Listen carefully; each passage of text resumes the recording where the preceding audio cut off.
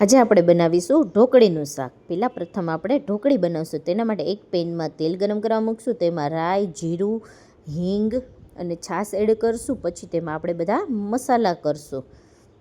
હળદર, ધાણા જીરું, મરચું પાવડર, નમક બધું એડ કરી લઈશું. પછી તેને મિક્સ કરી અને તેને થોડીવાર ઉકળવા દઈશું. ઉકળી જાય પછી આપણે તેમાં ચણાનો લોટ એડ કરશું. તેને પણ મિક્સ કરી લઈશું. એક થાળીમાં ઓઇલ લગાવી અને તેને પાથરી દઈશું. થોડીવાર ઠંડુ કરવા મૂકશું. પછી આપણે શાકનો વઘાર કરશું. એક પેનમાં તેલ ગરમ કરવા મૂકશું. તેમાં રાઈ, જીરું, લીમડો, સૂકા મરચાં, તમાલપત્ર, હિંગ અને થોડી એવી ડુંગળી સમારીને એડ કરશું. થોડું લસણ એડ કરશું. તેને ગોલ્ડન બ્રાઉન થવા દઈશું. પછી તેમાં ટમેટાની પ્યુરી એડ કરશું.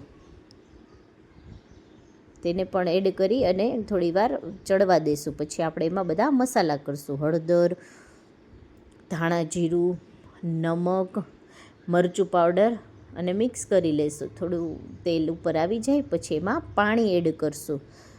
તે ઉકળી જાય પછી તેમાં આપણે ઢોકળી એડ કરશું. રેડી છે આપણું ઢોકળીનું શાક.